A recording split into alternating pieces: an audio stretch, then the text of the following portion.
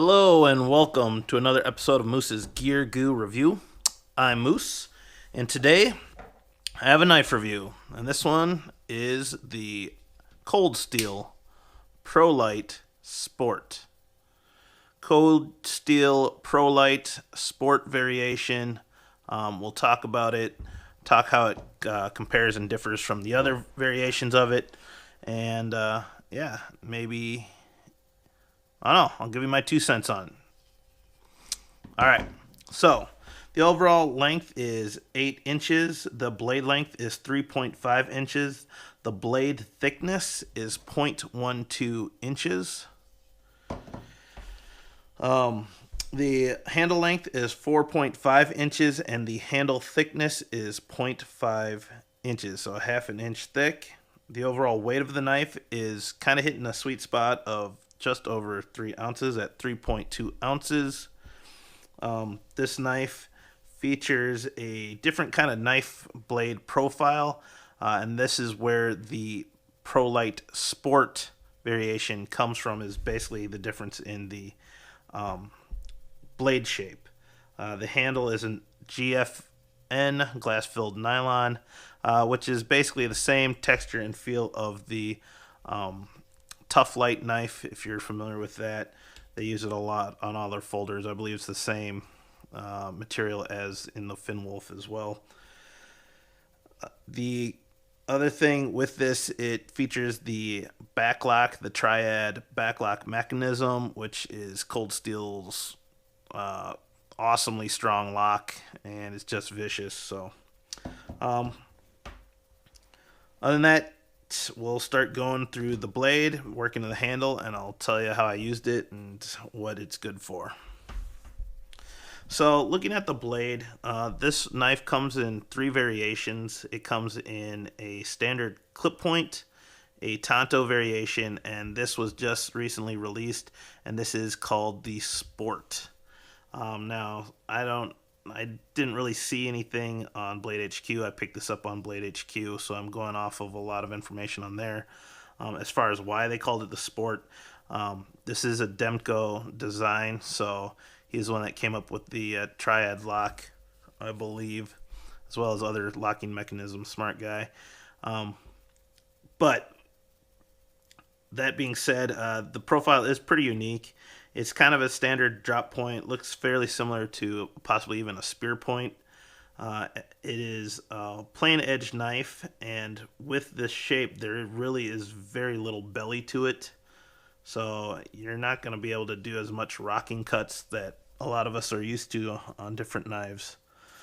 So it is a flatter knife, which can be a good and bad thing, depending. It does come to a very nice point where it drops.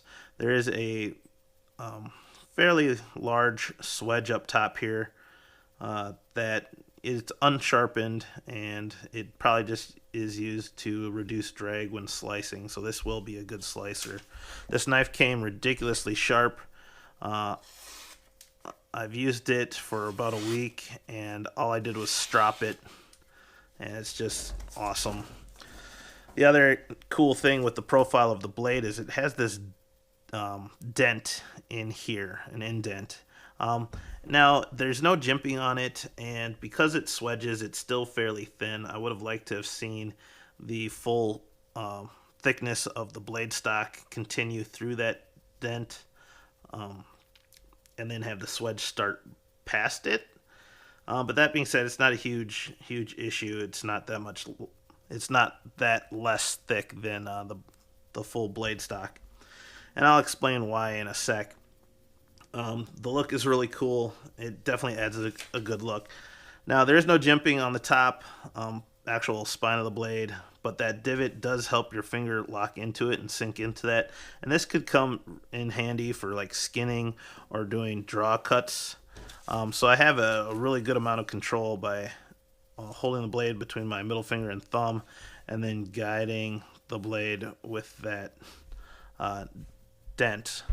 indent there, and that works really good. As well as holding an overhand grip, you can put your thumb up in there and try and use it, and it does add some, but it's really a reach, and I have large size hands, so The other thing that I realized that dent is really good for is when you're doing carving, two-handed carving, if you're holding the stick in your left hand and your other hand, and you can help push guide with it. Now, this is where I wish there was more material for my thumb to rest on, because if you do this for a while, and depending on how hard the wood is, it can get kind of fatiguing and actually start to annoy the thumb there. But either way, it's a neat feature. I don't know if it's necessary by any means, but it adds a cool look to the blade and just gives it a really cool look. Now, this is a good idea, a cool thing as far as the deployment of the blade. There are no thumb studs. Instead, there's this elongated hole here used for deploying the blade. Now, we've seen this in other knives, and it is pretty functional, but on this particular knife, I'm not that excited about it, and after use, it really doesn't work the way it is intended to. I feel for this size knife, you really have to find that hole with your thumb, and there's really no possibility for flicking it open. If there were the thumb studs like on the other variations, you'd probably be able to flick it. That being said, it wouldn't have taken much to improve this design. All they had to do was just make it larger. And I'm going to compare this to another knife that I have here that has an elongated hole. This is the Hawk tool, Michael Hawk, from Man Woman Wild, the survival guy. He has more or less a similar shaped hole on his knife, but if you can see, the hole is much longer and wider. Now, the length of the hole doesn't matter as much as the width. It's just easier for me to get my thumb inside and open it up and find it, where this one is fairly small, and I really have to kind of push into it and get the flesh of my thumb in there. And even then, it doesn't feel like I have that solid of a connection to really deploy the knife. So I am giving it a ding on that sense. It would work. It does work, but it'd be much more efficient if the hole was larger. Moving into the handle, no complaints in the handle. Nice size. It has kind of this divot in for your two forefingers there to lock in. Really nice handle, very comfortable, good width, good thickness, strong. It is a two-way positionable pocket clip, tip up only, which is great. I don't know why they added the extra hardware on the other side. Doesn't seem to matter, but I guess they just wanted to give you extra screws. It also will plug those holes and prevent any sort of dirt or grime getting in there. So handle-wise, super good job. Very nice. I like it. This does come in a different color. It also comes in blue, so if you're looking for a blue variation, that's cool. The other thing, moving into the triad lock, never a complaint with the triad lock. It's an ace, rock solid, no left, right, no up, down. You really can't complain with the triad lock. The other thing that I wish with the blade is that there would have been a sharpened spine, or at least a 90-degree spine somewhere on there. Now, it doesn't mean I can't do that, but it's nice to just come from the factory with that ability. That being said, you can use, oftentimes on backlocks, the actual backlock mechanism is a sharpened spine, and you're able to throw sparks with a ferro rod. The other thing, this is using a different steel. This is a German 4116 steel, I believe. They say it's here, I'll read the description. 41 German stainless steel cryo-quenched blade. It came super sharp, like I said. I'm really impressed with it. It reminds me a lot of like something definitely better than their AUS 8 that they're used to.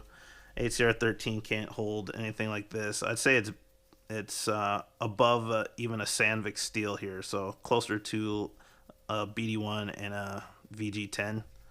So really cool steel. I'm starting to dig it, so very nice.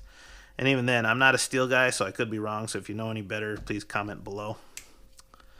So centered well, just awesome. So let's compare it to some other knives. We got our Pro Lite Sport right there. We have the H&K Access right there. Spyderco Tenacious. And we'll even put in the Hawk tool just because we can compare the lock, and we'll put that back there. That's a multi-tool, by the way. So as you can see, lengthwise, they said it's 3.5 inches from the 10 to the 13.5. Perfect. Spot on with that description. Looks like the Tenacious blade length is just a hair short, and obviously the H&K is just a hair longer, and the Hawk tool is about 1/4 inch shorter. Handle length, it does have a full-size handle similar to the H&K Access to fit and hold the 3.5 inch blade, and so there's that comparison. Looking at the blade thickness, compared to the H&K, the H&K is a hair thicker. Handle-wise, it looks about the same, though I think the H&K has a thicker handle. Let's see, compared to the Tenacious, about the same thickness. Handle thickness is about the same. And then the Hawk tool, looks like the Cold Steel Pro Lite, it has a thicker blade stock and obviously thinner handle. But like I said, I just wish that the Pro Lite had this larger opening hole. It'd make it much more easier and efficient.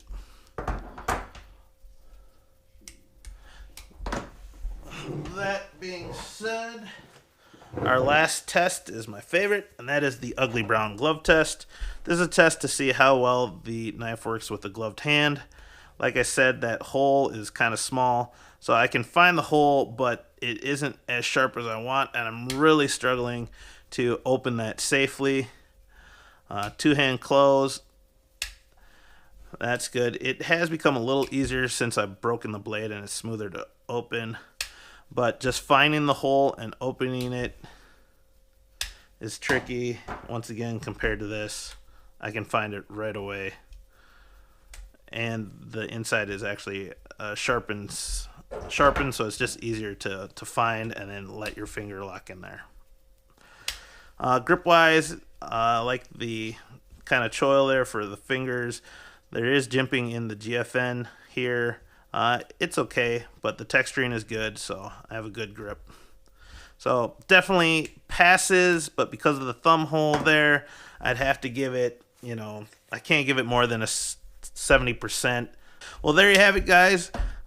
This is the Pro Lite Sport. Please like, comment, and subscribe. If you agree with my comments or not, please let me know. I appreciate that. Please click the eye in the upper right-hand corner to links to some of the other reviews of the knives that I compared it to, and check out some of my other videos. Thank you, guys, and I'll see you outside.